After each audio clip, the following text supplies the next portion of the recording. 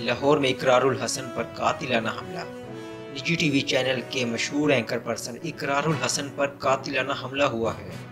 समाजी राब्ते की website Twitter पर इकरारुल हसन ने खुद हमले की खबर दी और कहा कि लाहौर में डिफेंस हाउसिंग अथॉरिटी में मुझ पर हमला किया गया।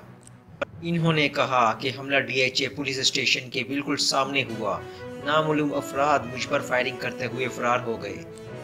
इकरारुल हसन ने अपने ट्वीट में अपनी तस्वीर भी शेयर की हैं, जिनमें इनके चेहरे पर खून की लकीरें साफ तौर पर देखी जा सकती हैं। हमला से मुतल्लिक अभी इकरारुल हसन ने कोई तफसीलात नहीं दी और ना ही वाक़ये से मुतल्लिक पुलिस की जानिब से कोई बयान जारी किया गया है।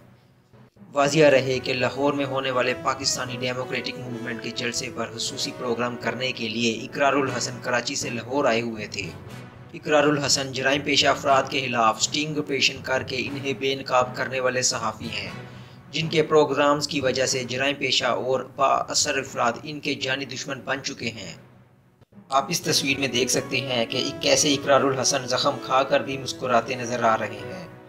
हमलावर मुल्ज़िमान की हवाई फायरिंग के बारे में डीएचए का सिक्योरिटी स्टाफ और पुलिस अपने अपने कंट्रोल रूम्स को पहले ही इतला दे चुके थे। रिकॉर्डिंग पुलिस ने तहवील में ले ली। हमला आवरों के खिलाफ फायरिंग और इंसदाद दहशतगर्दी कवानीन के तहत कार्रवाई का आगाज़ हो चुका है। मुझे उम्मीद है आपको मेरी ये वीडियो बहुत अच्छी लगी होगी। अगर आपको मेरी ये वीडियो अच्छी लगी है तो काइंडली इस वीडियो को लाइक करें और वकास टीवी को सब्सक्राइब करके बेल आइकन के बटन को भी दबा दें। शुक्रिया।